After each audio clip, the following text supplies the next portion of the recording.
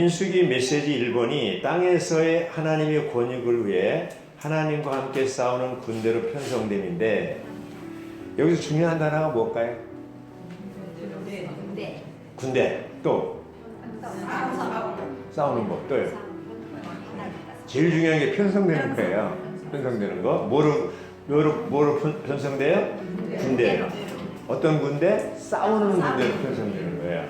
누구를 위해서? 하나님의 권익을 위해서. 그래서 이것을 이제 좀 줄여서 얘기한다면, 메시지 1번에 줄여서 얘기한다면, 하나님의 권익을 위해 싸우는 군대로 편성됐어요.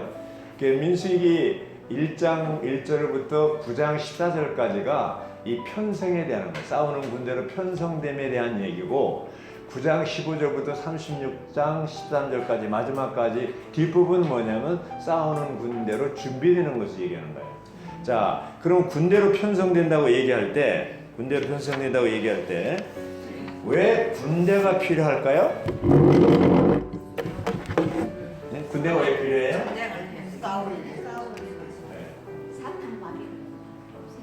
군대가 왜 필요해? 싸우기 위해서. 누구하고 싸우는 거예요? 자, 지금 하나님이 이스라엘 백성들을 출애굽시켰고, 그렇죠? 목적지가 어디예요? 가나안 땅이에요. 가나안 땅에. 근데 출애굽하자마자 만약에 가나안 땅으로 직행했다. 그러면 가서 그 가나안을 정복할 수 있을까 없을까요? 불가능해요. 예, 불가능해요. 가자마자 다 그냥 패배할 거예요. 그래서 하나님은 이 오합지졸인 노예 근성을 가지고 있는 이 이스라엘 백성들을 어떻게 해야 되겠어요? 이들을 훈련시켜야 되는데, 훈련하니까 편성이 필요한 거예요. 군대로 편성하는 거예요.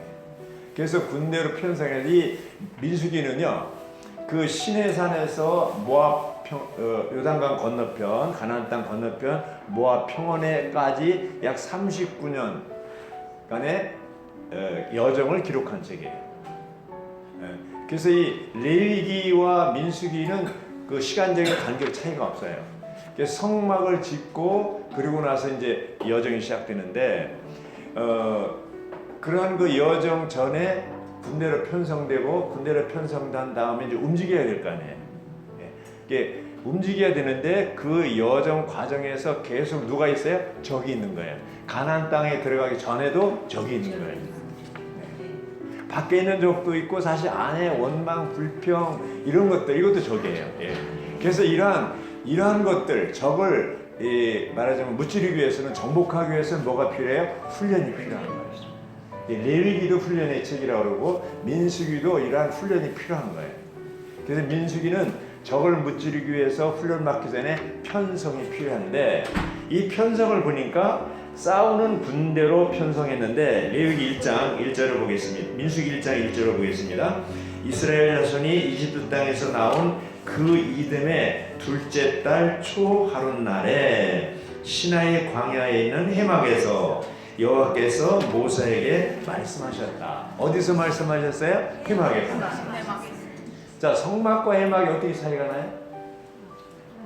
같은 건데, 성막이라고 얘기할 땐 하나님이 그 안에 거처를 얘기하고 하나님이 거하시는 곳을 주로 얘기하고, 해막은 뭐예요? 말씀하시는 것. 이스라엘 백성이 하나님 말씀 들으려면 어디 와야 돼? 해막으로 와야 돼.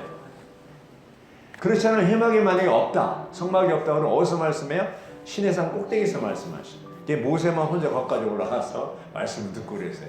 근데 여기 이 해막은 이 땅에 하나님의 거처인 성막이 있음으로 인해서 이제 하나님과 사람이 함께 만날 수 있는 그러한 장소가 정해져 있는 거예요.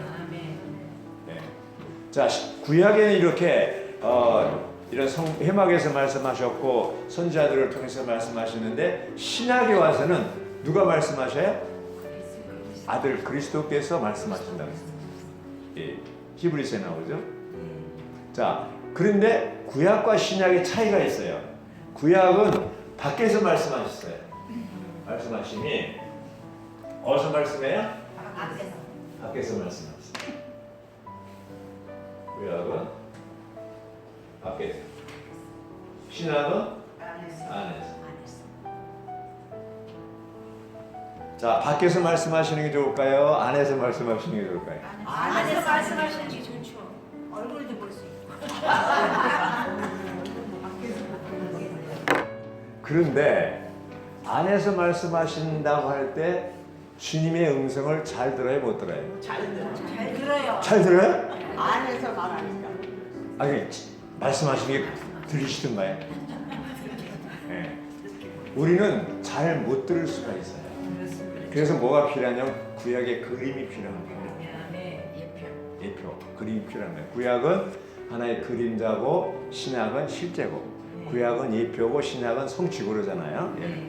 그래서 이게 구약과 신약은 서로 상호 보완을 해요. 예.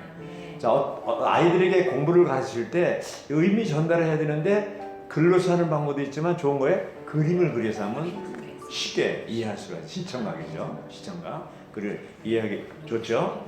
그래서 구약의 어떠한 상황을 보면 우리는 신약에 와서 어떻게 그것을 받아들일지 알게 되는데, 여기 보면 이제 회막에서 여호와께서 모세에게 말씀하셨는데 2절에 너희는 이스라엘 자손의 온 회중의 수요를 그들의 가족과 그들의 조상의 집안별로 조사하되, 그렇죠? 인구 조사하는 겁니다. 모든 남자의 명수를 하나하나 조사하여라. 특히 남자들만 조사한 거예요. 그래서 여기 보면 편성을 할 때 뭐가 필요하냐면 족보가 필요한 거예요. 족보. 12지파 어디에 소속되어 있는가, 어느 종족에 소속되어 있는가 족보가 필요해요. 그건 뭐냐면 이 족보에 올라가려면 태어나야 되잖아요. 맞아요? 틀려요? 탄생해야 그 족보에 올라가는 거예요. 그럼 영적으로도 교회 안에 족보에 올라가려면 뭐야? 거듭나야 돼요. 그런데 구약시대에 느디민 사람이라는 게 있어요. 이 사람들은 족보가 없는 사람들. 도대체 12지파 중에 어디에 소속된지 모르겠어요. 그걸 느디민 사람이라고 그래요. 근데 우리가 이제 교회 생활할 때 족보가 분명해야 돼요. 내가 누구를 통해서 내가 들어왔다. 그렇죠? 그리고 내가 이제 어느 날 믿고 침례를 받았는데 누가 나한테 복음을 전해줬고 이것을 가지고 있어야 족보가 분명한 거예요. 근데 어떤 사람, 가만히 들어온 사람, 초대교회도 있었어요. 가만히 들어온 사람이 있어요. 교회를 손해를 끼치려고, 그렇죠? 밖에서 이 교회의 양들을 뺏어가는 이리도 있지만 안에서 또 다른 가르침을 가지고 있는 사람들이 일어난다고 그랬잖아요. 안팎으로. 근데 가만히 들어온 사람들이 있는데 이 사람들은 족보 없어요. 그러니까 교회 안에 손해를 끼치는 많은 사람들이 있어요. 그런 사람들은 족보를 따져봐야 돼요. 그렇죠? 저 사람 누구야? 네? 누구를 통해서 교회에 들어왔어? 어디에서 교회 생활했던 사람이야? 이것이 따져봐야 돼요. 지난번에 누구예요? 김학훈이라는 사람이 왔었죠. 아주 말을 그렇게 해서 자매님들이 감동을 받았어요. 근데 따져보니까 이 사람이 이게 족보가 분명하죠. 그래서 회복에 대해서, 위트니스리 사역에 대해서, 말씀에 대해서 반대하는 거예요. 그리고 교파 신학교에 좀 다니고 물을 먹어서 그런지 아주 이 주의 회복에 대한 이런 거에 대해서 분명하지가 않아서 전국에 공문을 보내서 이 사람 조심해라. 이렇게 공문을 보낸 거예요. 예. 무슨 말인지 아세요? 그래서 우리는 족보가 분명하지 않으면 조심해야 됩니다. 또 하나는 나이가 있어야 돼요. 아까 이제 그 김용재님 얘기했지만 우리 군대 모집이 어린아이들은 군대 안 가잖아요. 18살인가 지금요? 나이가 차야 되는데 이 성경에는 그 레위, 그러니까 성막 안에서 봉사하려면 30세가 돼야 돼요. 30세 되고 일반 군인들이 되려면 12지파 중에서 군인들 남자만 몇 명에 60만이라고 했잖아요. 이런 군인들이 되려면 20세 이상인 거예요. 예. 비슷하네요, 그죠? 우리나라하고 비슷해요. 그런데 재밌는 건 뭐냐면 거기에 이제 그래서 3절까지 읽겠습니다. 너와 아론은, 너는 모세죠. 모세와 아론은 이스라엘 가운데 군복무를 할 수 있는 20세 이상 된 모든 남자를 부대별로 세워야 한다. 그죠? 군복무할 수 있는 사람이 여자, 남자? 남자. 강한 사람이죠. 그래서 이제 군대로 편성되려면 족보가 분명해야 되고요. 그리고 나이가 있어야 되고 20세. 그 다음에 뭐예요? 남자들이어야 돼요. 남자들이라는 것은 강하다는 거죠. 강한 거죠. 그래서 이것은 영적 권위가 있어야 된다는 거예요. 그래서 이러한 그 군대로 편성된 사람, 싸울 수 있는 사람에 대한 건데 여기 이제 재밌는 게요. 여기 보면 20 네.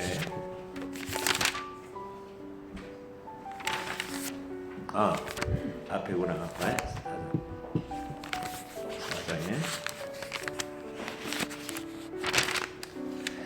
3장 22절과 28절에 보면요. 그들 가운데서 레위인들입니다. 그들 가운데 태어난 지 한 달 이상 된 모든 남자의 수를 세니 그 수에 든 사람이 7,500명이다. 이렇게 되어 있고요. 28절에도 태어난 지 한 달 이상 된 모든 남자의 수를 세니 8,600명인데 이들이 성소의 임무를 수행하겠다고 그랬어요. 무슨 임무를? 성소의 임무를 수행했어요. 한 달 된 아이가. 한 달 된 아이가 성소의 임무를 어떻게 수행하냐고요. 그건 뭐냐면 이제 이스라엘 백성들이 동서남북으로 세 지파씩 이렇게 성막을 중심으로 편성이 돼 있잖아요. 근데 그 성막 주위에는 누가 주로 있어요? 레위인들이 있었어요. 그 레위인들은 한 살부터 몇 살까지? 입세까지 그들도 하나의 군대예요. 군대 놀랍죠. 그래서 거기에 뭐 이런 것은 그냥 가서 있기만 하면 되는 거예요. 중립 둘러싸고 보호하는 거예요. 성막을 보호하는 거예요. 근데 실제로 그 제사장으로서 이렇게 레위인으로서 이제 그 임무를 감당하려고 그러면 30세가 돼야 돼요. 30세 되기 전에 25세부터 5년 동안 훈련받고 비로소 레위인 50세까지 레위인의 이 임무를 감당하는데 이것은 뭐야? 성막을 중심으로 이제 해서 보호하는 거예요. 자, 우리가 이제 작년에 9명이 대만에 갔어요. 가가지고 거기 세계 교회를 방문했는데 주베이 교회라는 데 갔을 때 0세부터 한 살이죠. 0세부터 이렇게 훈련시키는 걸 봤어요. 낳자마자 바로 한 살부터 쉽게 말하면 그걸 보고 이렇게 묻는 거예요. 자, 한 살 태어난 아이가 영이 있습니까 없습니까? 이렇게 묻는 거예요. 뭐라고 대답해야 돼? 영이 있죠. 그럼 훈련하면 될까요 안 될까요? 되죠. 그래서 놀라는 거예요. 그리고 보니까 민수기 3장 28절에 나온 거예요. 여기 한 달 이상 된 모든 남자의 수를 세니 8,600명이었는데 이들이 성소의 임무를 수행하였다. 이상하죠? 한 살 먹은 애들이 성소의 임무를 수행했다고 그랬어요. 그럼 뭘 얘기합니까? 이제 성막을 둘러싸고 하나의 있는 존재로서 보호가 되는 거예요. 성막을 보호하는. 쭉 둘러싸면. 그래서 우리가 교회 안에 어린 지체들, 아기 이런 사람들이 많을수록 성막, 성전은 보호되는, 교회는 보호되는 거예요. 어린 지체들이 물론 회복 안에 들어온 육신으로 어린 지체가 아니라 영적으로 어린 지체들이 회복 안에 들어왔어요. 그런 어린 지체들이 신원할 때 어떤 느낌이 받습니까? 아주 신선하고 즐겁고 아주 기쁨을 주지 않습니까? 그런 지체들이 많을수록 교회는 보호가 되는 거예요. 보호가 되는 거예요. 우리는 육신의 나이가 중요한 게 아니고 교회는 오늘날 영적인 나이가 중요한 겁니다. 아멘 하십니까? 예. 그래서 이제 다시 1장 1절로 가서 이 1장 1절, 2절, 3절을 했을 때 이런 군복무를 할 수 있는 20세 이상이 나오고 모든 남자들 아주 생명이 분명해요. 족보가 분명하고 성숙해야 되고 생명이 있어야 되고 성숙해야 되고 강해야 됩니다. 세 가지가 군대로 편성되는 조건입니다. 이해가 되시죠? 네. 이 군대로 편성되면 이 군대는 놀고 먹기 위해서가 아니라 싸우기 위한 거예요. 싸우기 위한 거예요. 그래서 여기 보면은 이제 민수기는 하나님의 승리와 영광을 증거하는 책이다. 민수기가 무슨 책이라고 그랬어요? 하나님의 승리와 영광을 증거하는 책이다. 그런데 이스라엘 백성들 42군데 이제 지점이 있어요. 머무른 데가. 이 역사를 쭉 보면 40년 동안 광야 생활할 때 우리가 광야에 헤맨다고 그랬잖아요. 방황한다고 그랬잖아요. 그렇죠? 또 계속 실패를 반복하고 있잖아요. 우리의 모습이 어때요? 예수님 믿기 전에 방황했고 실패했고 인생에 대해서 아주 어떤 데는 자살하고 싶고 형편없었잖아요. 근데 거듭난 뒤에 하나님의 백성이 된 뒤에 이제 교회 안에 들어온 뒤에도 여전히 방황하는 때가 있어요, 없어요? 있어요. 실패하는 때가 있어요, 없어요? 있어요. 그럼 우리가 기록할 때 그런 실패하고 방황하는 것만 기록해야 됩니까? 아니죠. 우리는 그런데 하나님이 보실 때 우리들은 하나님 이스라엘 백성들을 보실 때 군대로 보신 것처럼 하나님이 우리를 볼 때 방황하고 실패하는 우리들을 볼 때 어떻게 돼요? 영적인 군대로 보시는 거예요. 아멘 하십니까? 영적인 군대로 보시는 거예요. 이게 놀라운 거예요. 하나님이 보실 때 우리는 영적인 군대로 보시는 거예요. 예. 나이가 많든 적든 다 군대로 우리는 편성되어 있습니다. 군대로 편성된 거예요. 서울에 15개 대지가 있잖아요. 이제 서울이 큰 도시니까 여기는 노봉대지역. 그래서 하나의 대지역으로 편성이 되어 있는데 여기에 거듭난 모든 믿는 이들이 어린아이로부터 다 어른에 이르기까지 편성이 되어 있어요. 하나님 보실 땐 다 군대예요. 맞아요, 틀려요? 하나님 보실 땐 다 군대로 편성되는 것입니다. 자, 민수기 중심 4장 잘 아시죠? 민수기 중심 4장 그리스도께서 하나님 백성에게 뭐를 삶의 의미와 증거와 중심이다. 그리스도가 뭐예요? 삶의 의미와 증거와 중심이다. 그리스도가 우리 중심이에요. 삶의 의미가 되는 거예요. 증거예요.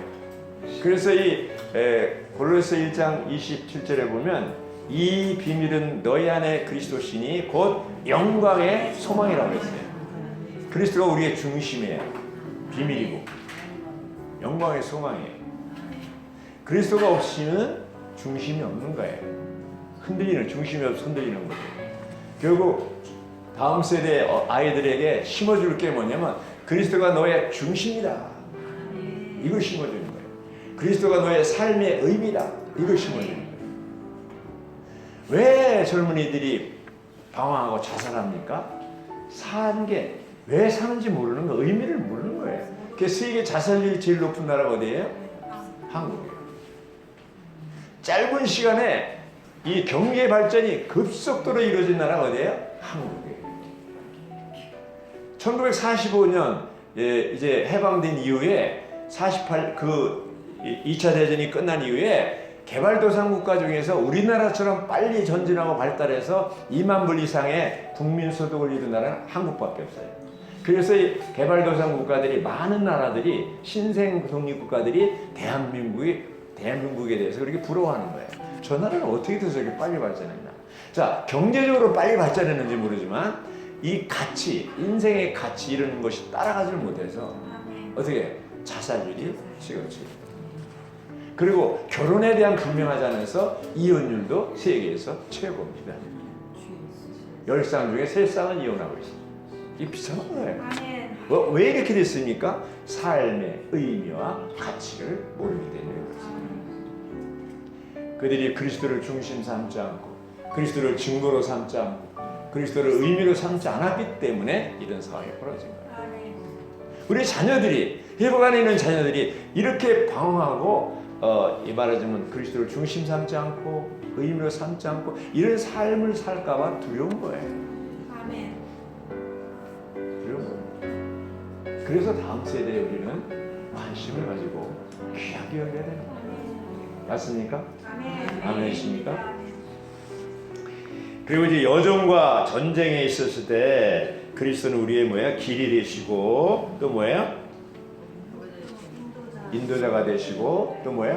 목표가 되는 것이죠. 자, 이스라엘 백성들이 움직일 때 두 가지가 있어요. 하나는 구름 기둥으로 또 하나는 나팔로 움직였어요. 그리고 또 하나는 언약궤가 앞섰어요. 언약궤가 있어요. 자, 구름 기둥은 뭐예요? 하늘과 땅 사이에 기둥이 있어요.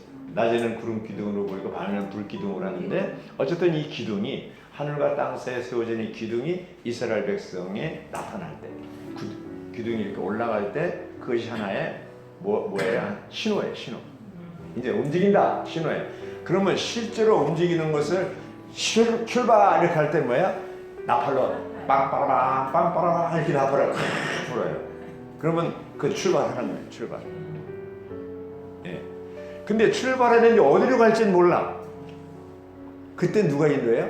언약궤, 법궤가 인도해요. 그래서 법궤는 이스라엘 백성들이 어디 가서 머물러야 될지, 쉴 곳이 어딘지 그걸 찾고 있는 거예요. 그래서 그리스도가 우리의 인도자라는 거예요. 안내자라는 거예요. 그리스도가 우리의 길이라는 거예요. 목표라는 거예요. 그리스도가. 그리스도가 없으면 구약시대 이스라엘 백성들 그리스도가 법궤가 없이는 갈 데가 없는 거예요. 출발은 했는데 어디로 갈지 몰라. 그래서 이 광야에서 계속 법궤가 인도하는 대로 따라갔어요. 따라갔어요. 그 뒤에는 뭐예요? 또 이 반석이 또 따라갔다 그랬어요. 왜냐면 목마르니까. 그래서 이 그리스도는 이스라엘 백성들을 출애굽시킨 이후에 광야에서 계속 인도하셨고 또 목마를 때 뭐예요? 마실 물을 주셨고 배고플 때 만나를 주셨어요. 그래서 그들을 40년 동안 먹여 살린 거예요. 자, 오늘날 우리는 뭐예요? 새 이스라엘 백성들이에요. 그리고 우리를 인도하는 분이 누구예요? 인도자가 그리스도예요. 네. 법궤의 신 그리스도, 증거궤의 신, 언약궤의 신 그리스도예요. 그분이 우리 인도자예요. 그래서 사도 요한은 요한복음 14장 6절에 뭐라고 그랬어요? 내가 길이요 실제요 생명이니 이런 말씀했어요. 나로 말미암지 않고는 천당에 갈 자가 없느니라. 그렇게 얘기했어요? 아니에요. 아버지께 갈 자가 없느니라. 근데 많은 기독교인들은 천당에 갈 자가 없느니라 이렇게 생각하고 있어요. 천국이라고. 아버지 그게. 아버지. 그래서 우리가 그리스도가 오늘날 우리를 인도하고 계시고 안내하고 계시고 우리 길이 되신 거예요. 어떤 형제가 형제님 정말 길을 모르겠어요. 무슨 얘기예요? 직장이 세 군데가 됐는데 어떤 길로 가야 돼? 어느 직장을 선택해야 될지 모르겠어요. 어디로 가야지 길을 모르겠다. 길을 모르다니. 그리스도가 길인데 길을 모르다니 무슨 얘기냐? 그리스도가 길이니까 주님이 당신을 인도하시는데 세계 직장에서 교회 생활을 진짜 잘할 수 있는 길이 어딘가를 찾아보라고. 그게 주님 인도하는 길이 아니냐. 그랬더니 그러니까 자기는 왜 고민했냐면 여기는 공급을 많이 주는데 한쪽은 별로 없는 거예요. 근데 공급을 많이 주는데 가려고 그러다 보니까 이게 이제 힘든 거예요. 근데 다시 거기 가고 싶은 거예요. 그래서 이제 제가 교통을 하니까 교회 생활을 중심으로 그리스도 중심으로 생활해야 되겠다. 그러니까 이제 한전으로 정했어요. 아멘. 우리가 어떤 상황, 누구하고 결혼할 것이냐, 어느 직장을 갈 것이냐, 이게 길이 주님한테 물어보시면 돼. 내가 길이다. 내가 너를 인도한다. 이거 아닙니까? 네. 그렇죠? 아멘. 그래서 우리는 이러한 그 여정에서 주님의 인도를 반드시 받을 수 있길 바랍니다. 아멘. 이런 여기서 볼 때 이제 민수기는 하나님께서 선택하시고 구속하신 백성이 어떻게 제사장 군대로 편성되어 하나님과 여행하고 이 땅에서의 하나님의 권익을 위해 하나님과 함께 싸우는지를 기록하는 책이라고 했습니다. 기록하는 책이라고 했습니다. 자, 이렇게 인도하셨는데 어디로 간다고 그랬어요? 가나안 땅으로. 가나안 땅. 적과 꿀이는 가나안 땅. 아까 잠깐 얘기하셨죠? 그 땅은 두 가지, 긍정적인 게 있고 부정적인 게. 긍정적인 것은 뭐예요? 아주 풍성한 거죠. 측량할 수 없는 그리스도의 풍성. 거의 풍성한 게 있어요. 긍정적으로 그리스도를 예표하고, 또 부정적인 것은 뭐예요? 복잡하게 이제 7족속이 있는다. 7족속. 그 7족속이 살고 있기 때문에 그 땅을 차지하려면 7족속을 뭐야? 몰아내요. 몰아내는 게 아니라 멸망시켜버려요. 자, 그리스도가 우리 안에 들어오셨어요? 그렇죠? 아, 주님이 그리스도가 우리 좋은 땅이에요? 근데 우리 안에 들어오셨는데 우리 안에 뭐가 있어요? 7 족속이 있어요. 악한 성질, 교만, 그죠? 많은 소극적인 거 있어요, 우리 안에. 그리고 7 족속이 살고 있어요. 그것이 우리 생각 안에 다 들어있고 감정 안에 다 들어있어요. 그거를 이제 그리스도가 왕으로서, 정복자로서, 인도자로서 우리 안에 들어서 몰아내야 내가 이제 그리스도의 인격으로, 그야말로 가나안 땅으로 축복의 통로로, 생명의 통로가 돼버리는 거예요. 그걸 안 몰아내면 어떻게 돼요? 맨날 다투는 거예요. 다투는. 그래서 이 가나안 땅을 정복하려면 거기에 적극적인 면에서 측량할 수 없는 그리스도의 풍성이 있는 그 신명기 8장에 있는 것처럼 그런 땅인데, 적과 꿀이 흐르는 땅은 맞는데 7 족속이 살고 있기 때문에 그 땅을 공짜로 주시는 게 아니고 이스라엘 백성들이 그 땅을 정복하고 전쟁을 통해서 차지해야 돼요. 그러니까 뭐가 필요해요? 군대가 필요하고 훈련이 필요하고, 그렇죠? 이제 이 과정에서 하나님과 함께 싸우는데, 이게 제목이 재미있어요. 싸우는 군대인데 누구와 함께 싸워야 돼요? 하나님과 함께 싸우는 군대로 편성된 거예요. 그래서 이스라엘 백성들이 계속 싸워서 이길 수 있는 것은 언약궤, 법궤, 증거이기 때문에, 그게 앞서서 싸우기 때문에 백전백승한 거예요. 그래서 이 요단강을 건너기 전에 그 뭐라 그래, 입구라고 그랬나요? 문이라고 그랬나요? 거기에 또 대적이 있잖아요. 그래서 거기 하나님께 싸우는데 아랍 왕과 그리고 뭐예요? 아모리 족속의 왕과 바산 왕을 다 패배시켜요. 21장입니다. 이건 다 가나안 족속에 속하는 거죠. 이들을 다 패배시켰어요. 거기 이제 관문이라고 했어요. 거기 있는 것부터 싹 패배시키고 이들을 패배시킨 다음에 이제 요단강을 건너서 또 정복하기 시작하잖아요. 민수기는 거기까지 이제 기록되어 있는 거예요. 이쪽 패배시키는 것까지. 그래서 모세가 살아있을 때 이것을 본때를 보였기 때문에 여호수아는 힘을 얻고 가나안 요단강을 건너서도 이제 전쟁에서 이길 수 있는 확신을 얻게 되는 거예요. 어쨌든 우리의 교회 생활은 밖에 있는 적, 안에 있는 적 다 이기기 위해서 군대로 편성돼야 되고, 그리고 이런 여정 가운데 그리스도가 우리의 뭐예요? 길이 되고 목표가 되고 인도자가 되고 안내가 돼야 돼요. 그러기 위해서는 그 전제 조건이 뭐냐? 그리스도가 우리의 중심이 돼야 돼요. 증거가 돼야 돼요. 우리의 삶의 의미가 돼야 돼요. 이렇게 살 때 우리도 영적인 이 시대에 군대로서 편성된 군대로서 생활할 수가 있어요. 이건 나이가 많고 적고 이 문제가 아닙니다. 그래서 우리는 2019년에 이제 새로운 시스템에 의해서 우리 모두가 도봉중적, 노원중적 이렇게 해서 이런 생활을 할 때 아주 어린 한 살부터 계속해서 어린이 속으로 이것을 확장시키고 강화시키고 그래서 사랑을 얻고 인수 증가를 가져오는 정복하는 이러한 한 해가 되길 바랍니다. 아멘. 우리가 이제 너무나 이제 이런 게 있어요. 그 어린이 속으로 하는 목적이 있는데 그 4가지 원칙을 알려줘서 시간이 없어서 나중에 하는 거고, 원칙이 있는데 그 원칙 중에 하나가 뭐냐면 어린이 소그룹에 성공하냐 실패하냐, 이것은 어디에 있냐면 그 아이를 얻고 그 부모, 젊은 부모를 얻느냐 얻지 못하느냐.